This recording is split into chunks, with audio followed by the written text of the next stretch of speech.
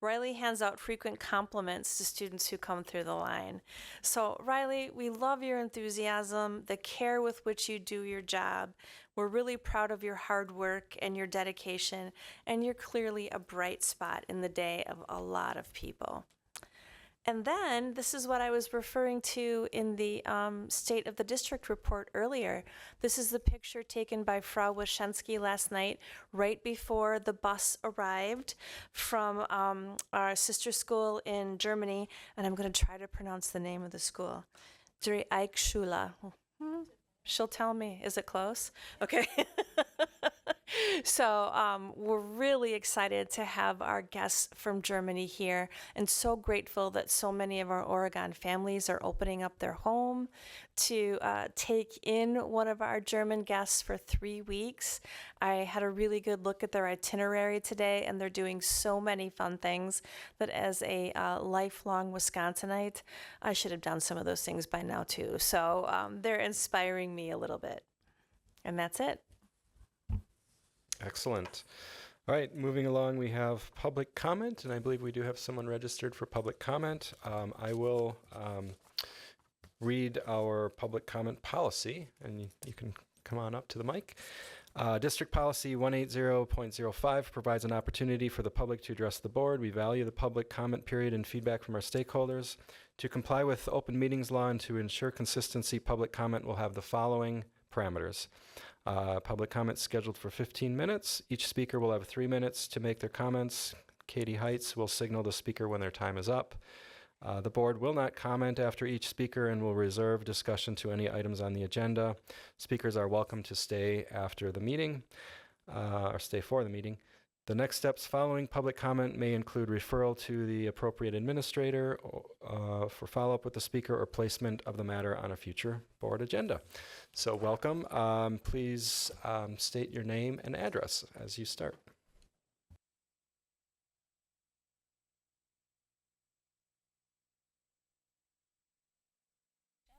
Is it on? Okay. Okay. Hello, my name is Erica Zulke. I'm a parent at the Oregon School District. Excuse me, I'm going to read this so I don't forget what I want to say. So I'm here tonight to offer my support for the boys volleyball co-op with McFarland High School. My son Ben is a sophomore at the high school. He's playing volleyball this season with the McFarland Boys Volleyball Club, and he wanted to be here tonight to support the co-op. However, the team is actually playing in Sun Prairie, and I'm happy to report they went 3-0 tonight, so so sorry he can't be here, but I really wanted to say a couple things about the McFarland volleyball program. First of all, it's really been a positive experience for Ben. The kids are wonderful, the coaching is outstanding, the team is competitive, and it's really given him a chance to thrive in a sport that he loves. Since we know Oregon doesn't currently offer boys volleyball as a fall sport, this co-op is really the only way for him and potentially other Oregon boys to continue playing competitively at the high school level.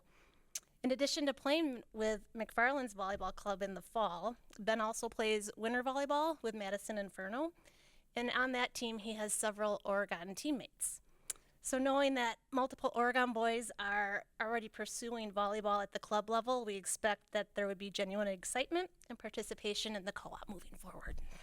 Sorry, I'm nervous. So approving the co-op allows our students to represent Oregon while also building connections with athletes from neighboring schools. These boys are learning teamwork, they're learning leadership, resilience, skills that go far beyond the volleyball court. And it's also giving them, students who may not participate in other fall sports, an opportunity to be a part of a team and represent their school. And also importantly, the co-op is a cost-effective way for Oregon to gauge and generate interest in boys volleyball without taking on the full financial commitment of starting a standalone program right away. It ensures equitable access to our boys to participate in this sport, and it sets the stage for future growth as more and more students become interested. So again, I really want to thank you for considering the Boys Volleyball Co-op with McFarland. I urge you to support it so that Oregon school students like my son can continue to pursue their passion for volleyball while proudly representing their schools. So I thank you for your time. Have a great night. Thank you. Thank you. Are there any other individuals who would like to make public comment tonight? Any others? I don't see anyone. So All right, thank you for that. Let's move on to OEA report. Anyone here from the OEA? I don't see anyone. And we don't have a student this evening either. So we'll move right into action items. Starting with action item C1, which is the approval of the WIAA cooperative team sponsorship and 66.0301 agreement for high school boys volleyball.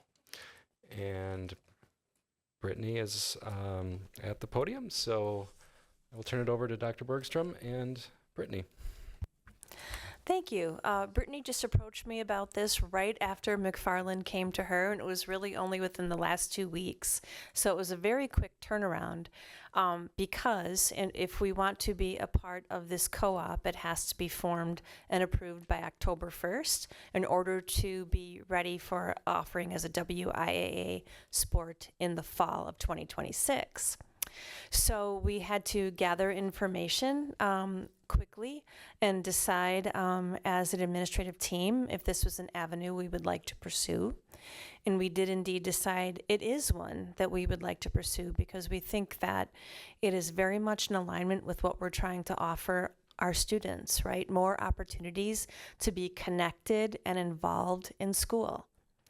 And anytime an opportunity like that presents itself, if we can fit it into the existing budget, and we believe we can at this point, then we really think that it's something that should be presented to the board for their approval.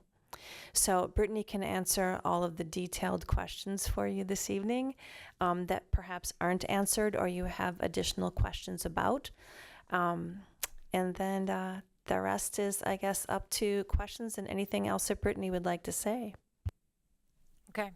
A little bit of kind of backstory on the McFarland Volleyball Club. So they had wanted to start a WIA team a couple years ago, and they were kind of guided to start with a club, gain the interest and kind of generate it that way, and then kind of bring it to the school for official kind of sanctioning. So they've been a club in existence for 2 seasons now, and they're at the point where they've got the numbers. This year playing on the team, I believe they're at 20 students based on the data that they were able to share with us. One of those kids is currently an Oregon student. We heard from Ben's mom just a little bit ago.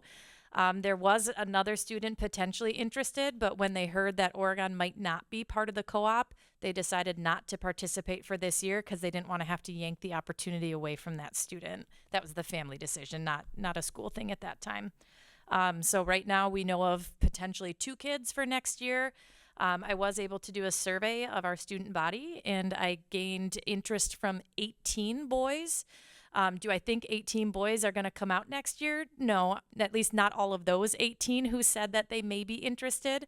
In actuality, 6 of them are participating in a different fall sport. So they would need to choose between, continuing the one that they're doing right now or switching over to volleyball. And we would support them through any of those decisions.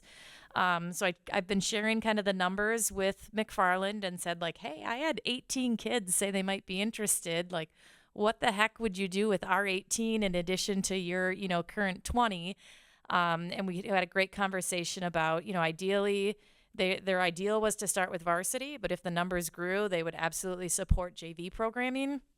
So right now it's just kind of all up in the air in terms of what are the numbers going to be to potentially know then how many levels they can support, and then, scheduling games and kind of all that from there. So we know of 2 kids that are for sure interested, and then we've got another 16 who said they may from our own halls, and that does not include any incoming freshmen, current 8th graders, as we did not include them in our survey. So this just went to 9th through 11th graders. I'm trying to think what else is important for you to know. The projections that they shared with us in terms of budget, that number is kind of floating in terms of it would be less with more kids out, but obviously you're not gonna, or maybe not obviously, you don't want to carry a volleyball roster with 20 some kids. The playing times just isn't there. There's 6 on the floor at a time, plus a libero who kind of can sub in and out freely. So in actuality, there's about 7 players who are regularly getting playing time, and then if you're subbing 2-3 kids off the bench, so trying to get 20 plus bodies into a match just isn't feasible.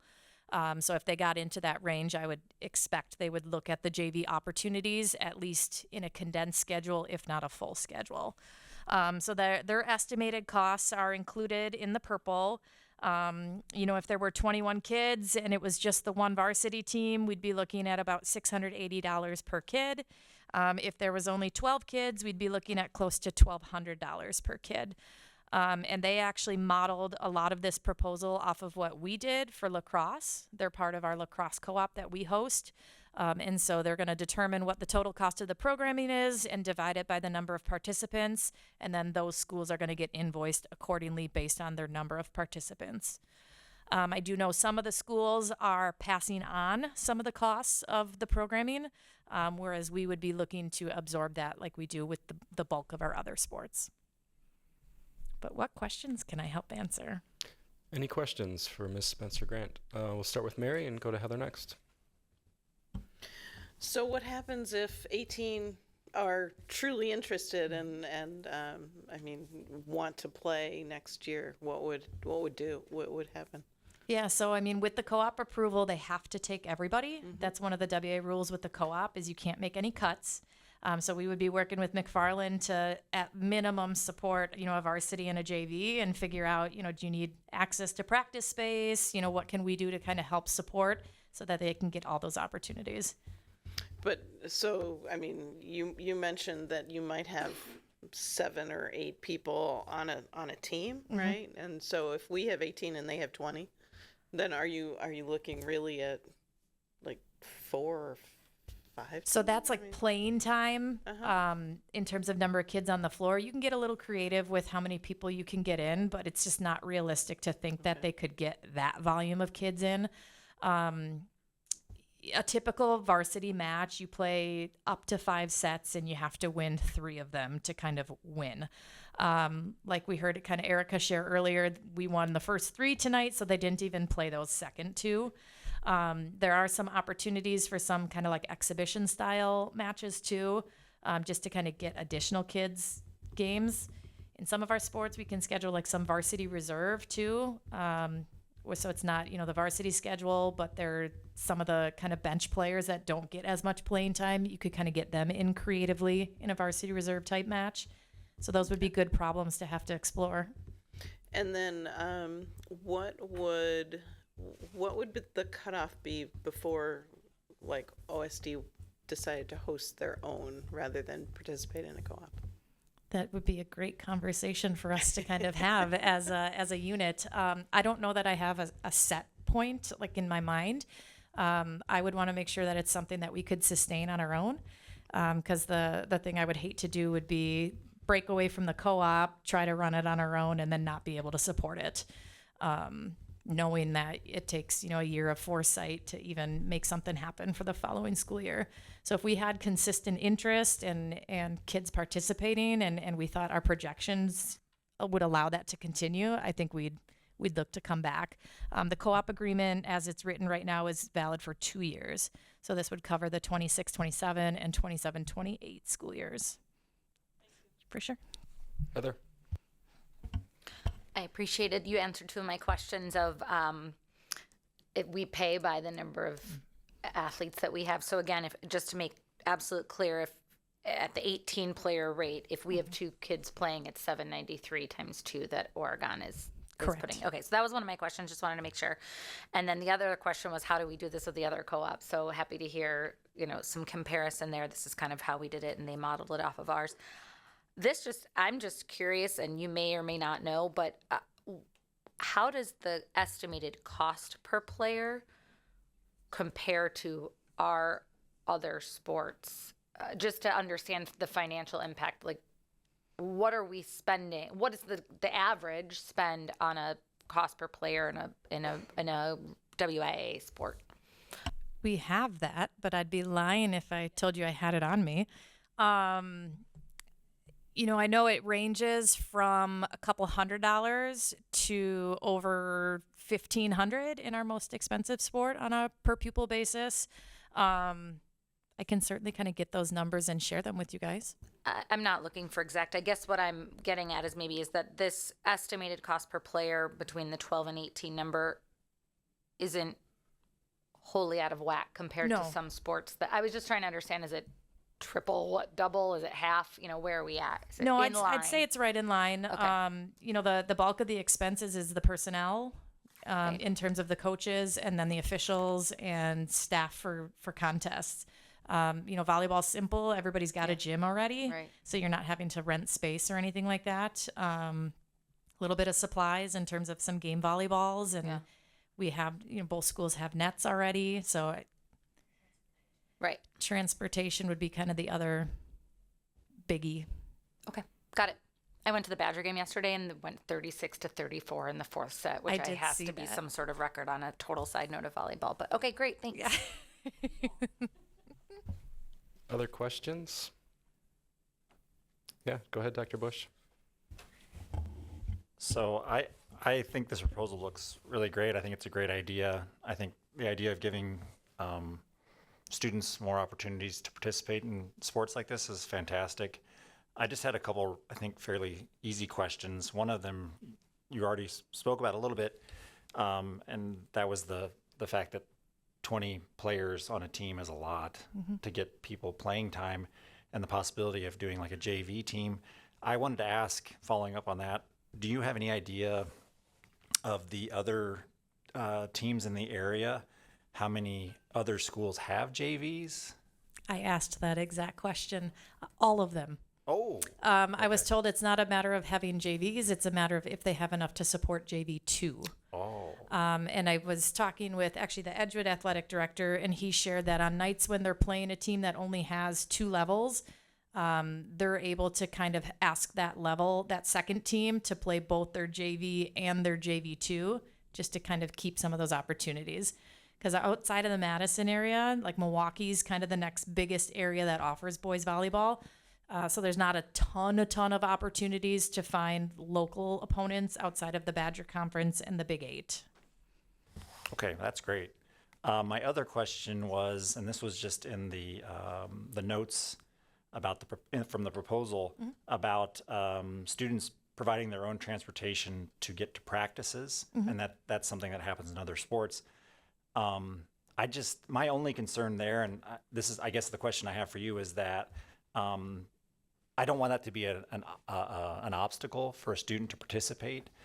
So can you talk to, or do you have any idea about how other students, or has there been have other sports, have students figured out ways to carpool or get to practices? Because I just don't want that to be an obstacle to a student participating, especially because I think of the sports, kind of what you were saying, volleyball in terms of like a cost to the family it's not considerable, right? Like there's not a tremendous amount of equipment and other expenses. And so I just wanted to make sure, or maybe ask if you had a sense if there were possibilities for or do players carpool, or so that's not an obstacle to participation? Yeah, so it isn't anything that we've facilitated on our end, but I do know, like with our girls hockey, they practice and play out of Stoughton. Our families get themselves to Stoughton. I know some of the older girls help transport some of the younger girls, but I also know not all families are comfortable with, their teenagers riding with other teenagers in cars. So there are some parents who also kind of operate the carpools. One family might drop off and another family might pick up, that sort of thing. But yeah, we certainly wouldn't want it to be a hurdle, and can help try to brainstorm if anybody is in that situation, because I agree with you. Other questions? I do have one regarding transportation. I'm just curious about, and this might be for you, Gina, on liability to the district for, self-transportation for these co-op sports. So as a general rule, we would not be liable if students are responsible for their own transportation. Okay. And is that written in the code, in the athletic code, or how do we confirm that the students or the athletes have agreed to that, I guess? You have to look at as a part of the registration process. The code says something right now about like students are required to ride school provided transportation when it's available. There's some language kind of to that effect in there, but Okay. it does not specify. It is not included for girls hockey practices or anything that Sure. granular. We'll take a look at that. We have that for field trips and other activities, so I don't know if it's in the code or if it's in the registration process that families do when they sign up for athletics. So if it isn't, we'll make sure it is. Okay, sounds good. Thank you. All right, with that, I would entertain a motion. I'll make a motion to approve the approval of WIAA cooperative team sponsorship and 660301 agreement for high school boys volleyball. All right, motion by Dr. Lakuta. Is there a second? Second by Dr. Bush. Is there any further discussion? All right, Katie, please call the roll. Dr. Lakuta? Yes. Dr. Bush? Yes. Ms. Bijak? Yes. Ms. Garrison? Yes. Mr. Hensel? Yes. Ms. Wright? Yes. Mr. Pankratz? Yes, motion carries 7-0. We now have a boys volleyball co-op. Thank you all. Thank you. All right, moving on to discussion items. We'll go to committee reports. Vision Steering Committee. Anna? Thank you. Our Vision Steering Committee just met before the annual meeting this evening, and we took action on establishing a charter for our Vision Committee, as well as identified priorities for the Oregon Area Foundation. So we'll be bringing those to the board for a full vote at a later meeting. And then we established our regular standing meeting will be held on the fourth Monday before the board meetings at 5:15. So Great, that's it. thank you. Mary, for policy? Yeah, so our next policy meeting is actually next Monday, the 29th of September at 5:30 in the meeting room right behind us. And we will be talking about the 26-27 school calendar, because school calendars, as well as we will be discussing a charter for policy committee. Great, thank you, Mary. All right, moving on to informational items. We'll start with visioning and strategic planning. Dr. Bergstrom. Thank you. So I'm going to call your attention tonight to our Board of Education strategic priorities, particularly priorities 1 and 3 and 5. And the reason I'm asking you to look at those is because in just a few moments we'll have Dr. Anderson, the Director of Student Services, come up and talk to us a little bit about one aspect, because she will go narrow and deep tonight into one aspect of her work and student services, particularly related to mental health. And we know that mental health undergirds a significant number of the board priorities, as well as the OSD goals. Because if you are going to have increased academic achievement, our students have to be well, and they have to be able to pay attention and do the work. And we know that physical and emotional wellness, which is number 2, increased learning readiness, is a really critical part of that. And when we looked at what we did related to our readiness for learning framework, all those different areas that contribute to one's ability to do one's very best academically, there are so many pieces of it. And one of the important pieces of it you'll see there in blue is mental health. So tonight, Dr. Anderson will come up and she'll give us her student services update for really the year, school year 24-25, as well as what to look forward to in 25-26. So I'll ask Dr. Anderson to come up now.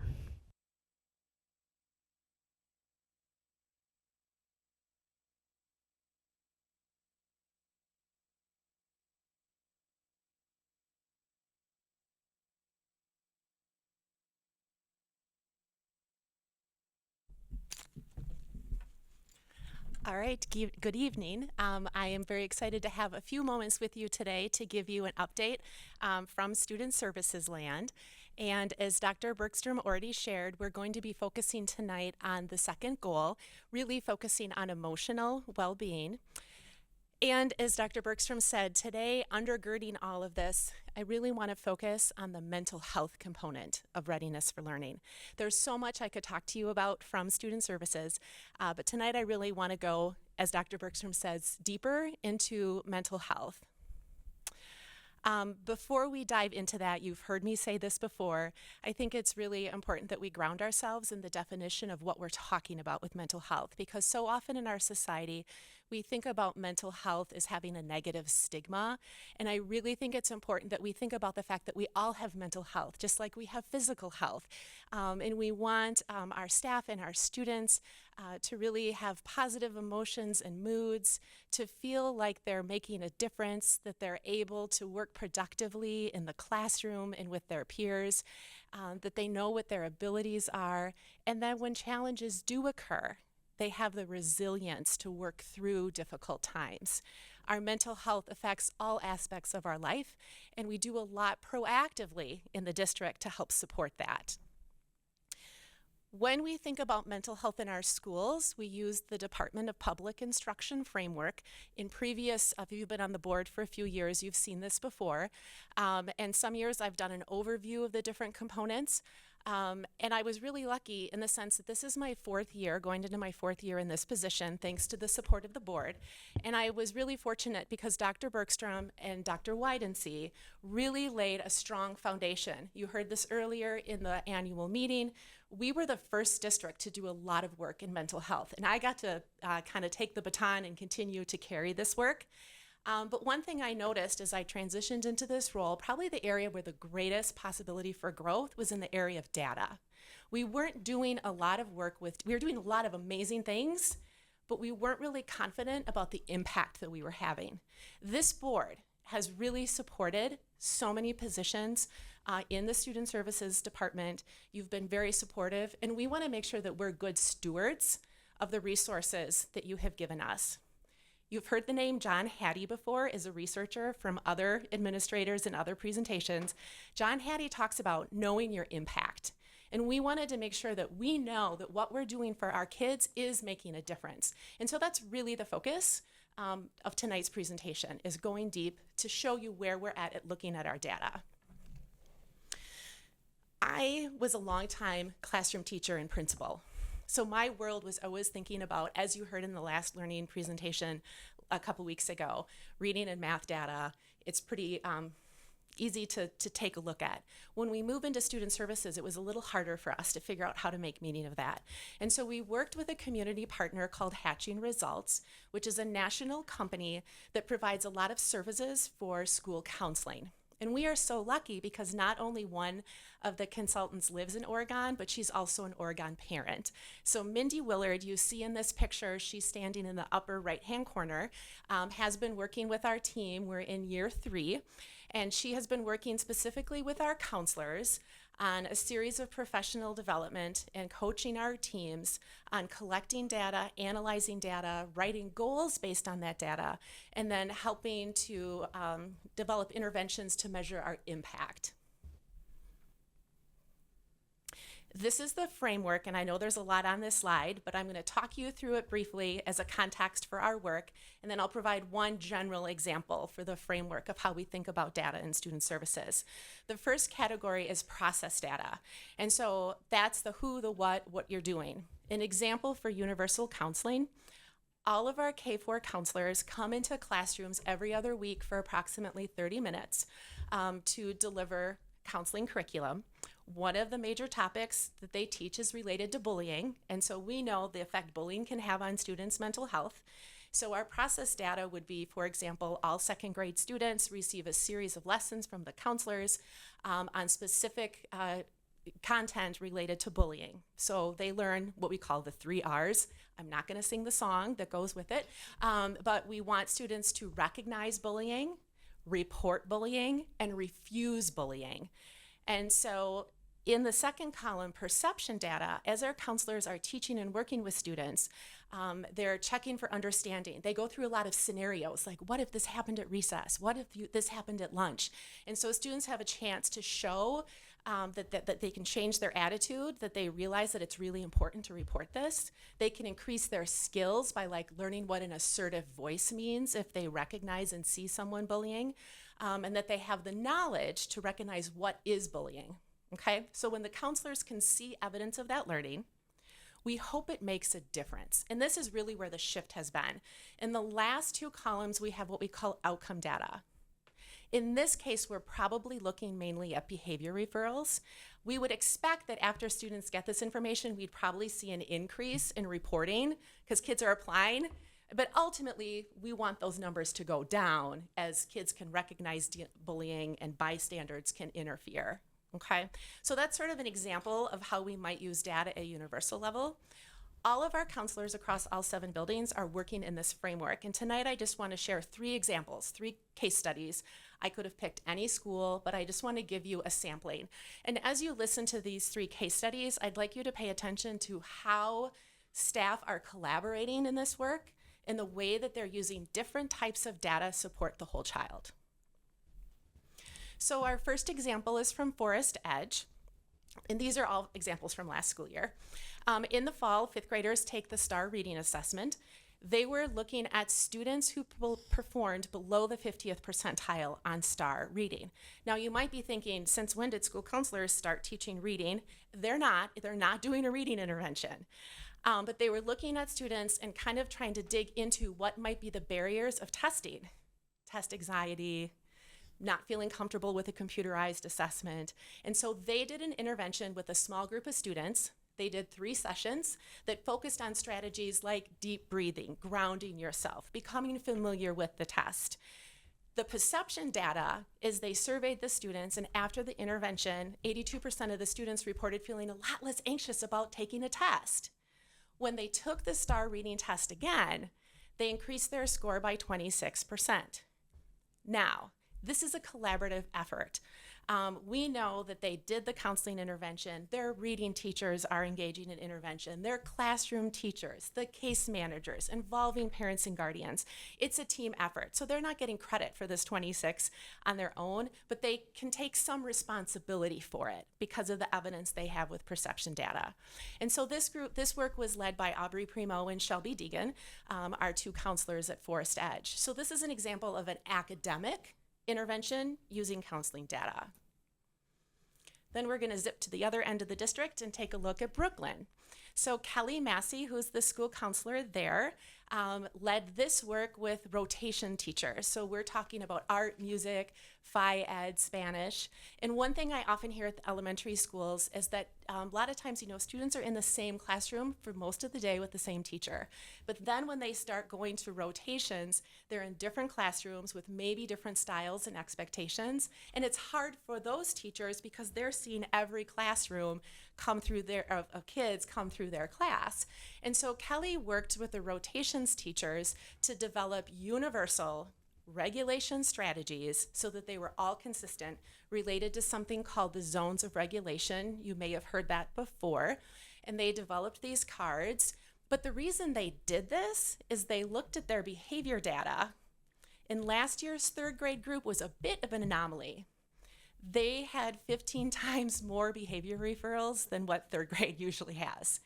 And when they dug in deeper, the data showed that 16 times more likely to be male than female.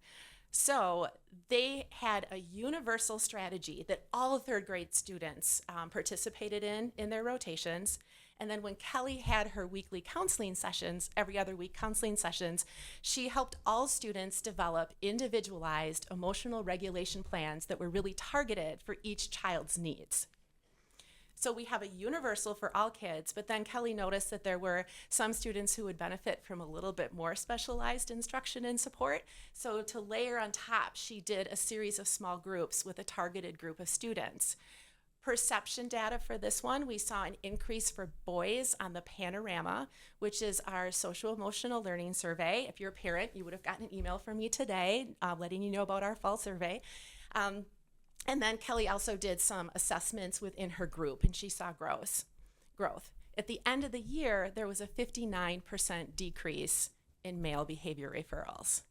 Again, What they did as a team made a difference. What Kelly did made a difference. What recess supervisors were doing, I'm sure, made a difference. What classroom teachers, what administrators were all doing made a difference. But the counselors can own some of their impact because of that perception data. The last example, we're going to flip up to secondary. In 7th grade, usually late fall, early winter, we conduct one of our mental health screeners. So this is an example with the intentional mental health screener. It's called the Behavioral and Emotional Screening System Screener. It looks at 4 different areas. One is like internalizing behaviors like anxiety. Another area is externalizing behaviors like aggression. And they follow up and do interviews with students, and they found a group of students who really were struggling with attendance, some anxiety, and really struggling to get connected in school. So this was led by Jenna Aker, who is one of our school counselors, with Naomi Presley, who's one of our social workers. So we have collaboration now between 2 different student services roles, and they led a series of small group sessions. They did a pre and post assessment of different ways to deal with anxiety, where to find supports at school. They found that there was a 24% increase from pre and post assessment, and the end result was a 2% increase in school attendance from fall to spring. Now, if you were looking at the numbers from the last 2 slides, you might be like, oh, only 2%. But keep in mind, one thing that's sometimes hard when you're looking at this data, had these students not had this intervention, their attendance might have actually gone down. So sometimes our impact might not look as great as we want it to be, but it's also, you have to look at what didn't happen too. So again, those are just 3 examples. Where we're headed next, we're continuing to use this Hatching Results framework. And I'm working with Oregon Mental Health, who is our largest provider. Last year, we set a record over 180 students were seen by Oregon mental health therapists in our 7 schools. And they see more students in clinic. They are a very valuable partner. But I'm working with them to see how can we do this same process for students who meet therapy goals, and what impact might that have on grades or behavior or academic achievement, graduation rate, that type of thing. So that's an area I'm really interested in learning more about so that we can both understand our impact, and then continuing to work with Hatching Results. And then lastly, the Wisconsin School Counseling Association has sort of a recognition process called a WISCPAR. You may remember that Aubrey and Shelby at Forest Edge received this honor the last 2 years. It's a really awesome way to advocate and showcase the wonderful work that counselors are doing in our schools and the difference that they are making. And so we have a couple more schools who are planning to submit the WISC-PAR. And I think it's a really great testament to this new learning that our counselors have embraced. We're all in different places on that journey, but I'm just really proud of them for thinking differently about their work to show the impact. And that is all I have for you tonight. Thank you for your time, and I would love to hear any questions you might have. Thank you, Dr. Anderson. Questions? Yeah, Mary, go ahead. I think the first case study you mentioned reducing anxiety through deep breathing and grounding. What does grounding look like? Oh, the strategy that they use is like thinking about planting your feet on the ground. And I can't remember the metaphor they use exactly. I don't know if it's like a tree sitting or it's something about like just physically grounding your body. Interesting. Okay. Thank you. That was very interesting. They have all kinds of fun strategies. Anna, go ahead. Thank you so much for all of the great information. It sounds like your department is doing excellent work with our kids and actually all of the staff that you mentioned. My question is more focused on if you feel that the services offered by the Oregon Mental Health are sufficient to serve our students. You mentioned 180 students across the district. I'm just curious, I know we've got a plethora of resources available, but I'm curious, and maybe it's not for tonight's conversation or maybe it's a different update, but I am wondering where things are with access to those services compared to the number of students who we wish could have access if they Sure. aren't? No, I appreciate that question. Oregon Mental Health has been very responsive in hiring additional therapists. Each year they add more based on our need. Now, with that said, there are points, especially toward late spring, where they fill.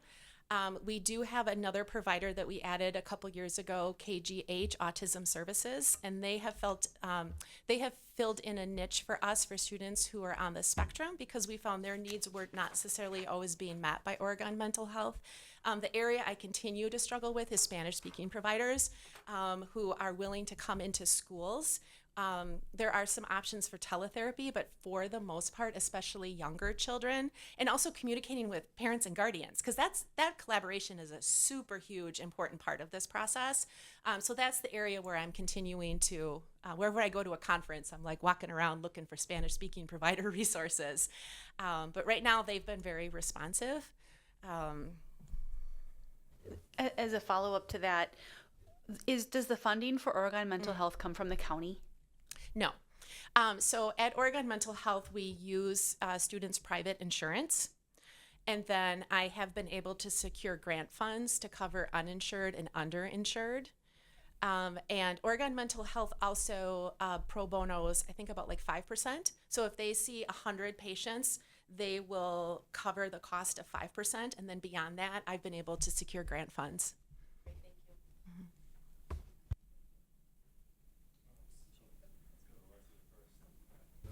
Shannon, you just mentioned that when Oregon Mental Health seems to have a lull, like in the springtime, is that like new patients, or is that is okay?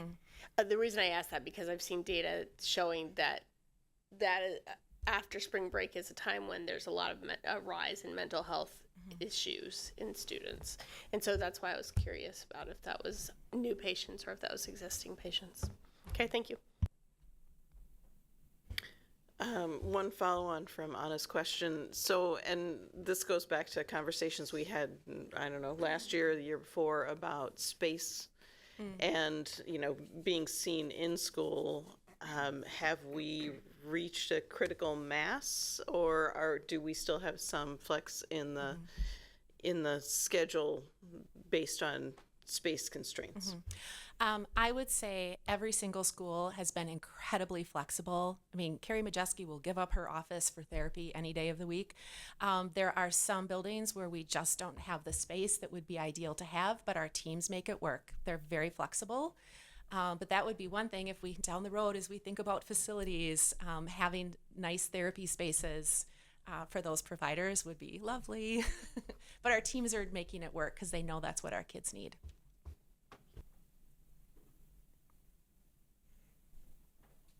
Not so much a question, just thanks for all the great information and all the great work that all of your teams do. I learned a lot, and many of those things I did not have as nearly the depth of information on that I do now, so really appreciate that. Thank you. Last call. Well, I do want to thank you, Dr. Anderson, for the great presentation tonight. I really like how you presented this topic and all of the work. You've clearly have done so much for student services in the past 3 or 4 years, and really appreciated the discussion on data and how you're using data to confirm that we are making an impact, and that's very clear. So just want to say thank you for the great presentation and how you presented it with examples tonight. So much appreciated. Thank you for your time. All right, we will move to the federal and state legislative update. Thank you. I'll be very brief on this evening. I just want to share that, thank you, State Senator Mark Line is coming on Monday for a school visit. So that will be very nice to have another opportunity to speak with him on things that are critical for our legislators to know about school. And in particular, Senator Mark Line, as he's the head of, or one of the two heads of the Joint Finance Committee. Now for district highlights.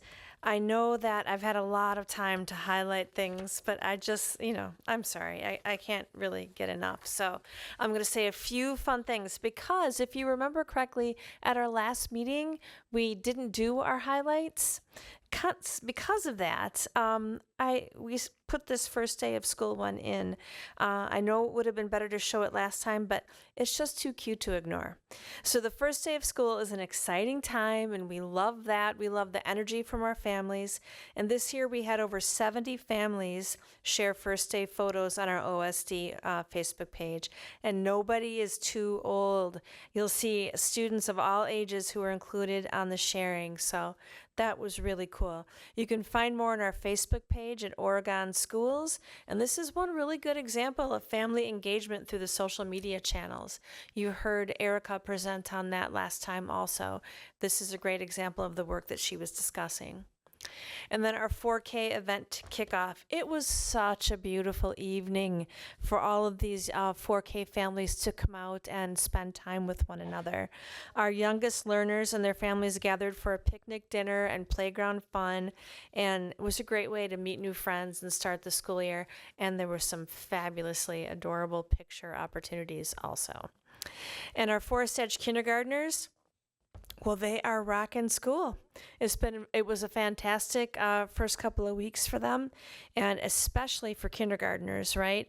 It's all about learning routines, getting to know one another, and starting to learn these important skills.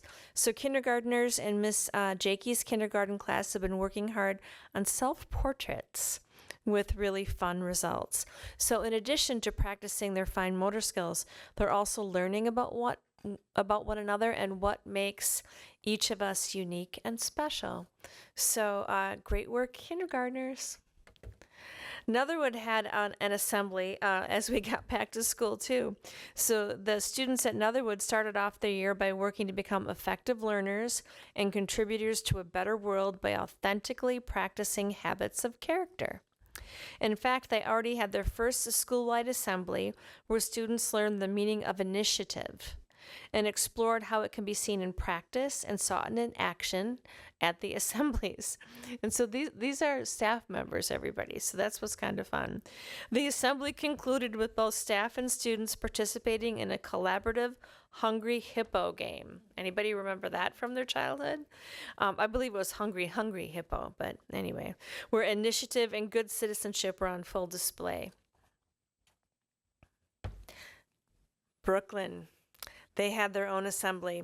They kicked off the school year with an all-school assembly to review the Brooklyn Bees, celebrate the Tower of Power, the Golden Tray Awards. You can see the teacher holding the golden tray in her golden outfit, and MVB's Most Valuable Bobcat, I believe that stands for, and debut their brand new school song, The Bobcat Way, Character Every Day. To top it all off, two special guest students wowed the crowd by ending the song with the Splits. So that was a fun and energizing way to start the school year.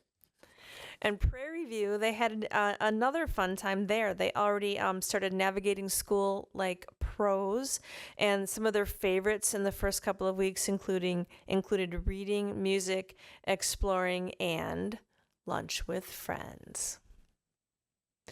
The Brooklyn team, the first grade team, kicked off the year with tools and work as part of their literacy module. So they transformed the hallway into a construction zone to augment our expeditionary learning education's first grade module, tools and work. This engaging learning module focuses on developing literacy and citizenship skills by studying tools and problem solving. So you can see they were having a little bit of fun with that. RCI strikes up the band. Sixth grade musicians in Mr. Bauer's class at Rome Corners are getting back into the rhythm of band, and they're sounding great. We're looking forward to hearing more from this group later in the year. We love hearing you play. Our middle school had a special speaker. As seventh graders at the middle school engaged in a very impactful guest speaker. Mr. Todd Sarad joined our classes to speak about his experiences in New York City as a New York City resident during September 11th in 2001. Mr. Sarad shared excerpts from his paper entitled Another Ordinary Day in History that he wrote as a way to cope with the events he witnessed. He holds this piece sacred to this day. And we are very grateful to Mr. Sarad for taking the time to speak with us and share this important perspective. The high school AVID students kicked off the school year. They had a special kickoff party to celebrate their commitment to the AVID program. And just as a reminder, AVID stands for Advancement via Individual Determination. And the class of 2026, they took part in what has been a long-standing tradition. Seniors from this class started off the year including being a part of the Senior Sunrise. So just look at the picture with all of that behind them. It's pretty cool. Class t-shirts and car parking and space decorations. We love their spirit. And actually, when we sent pictures to Mr. Pliner, just to show him that kids were still carrying on this tradition, he sent back a picture of the sunrise from his back deck. So,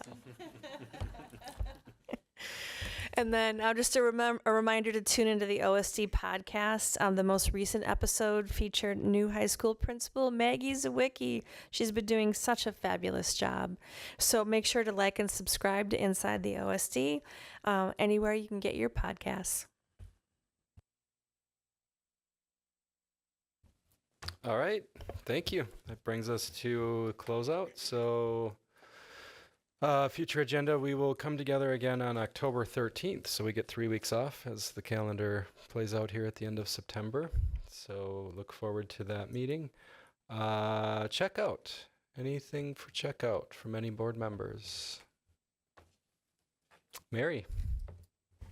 I just wanted to say thank you to Andy for the annual meeting budget presentation. It's always the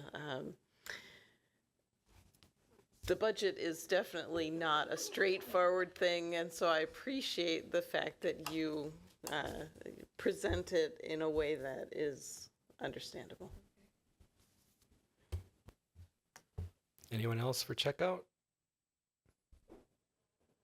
All right, I'll take a motion to adjourn.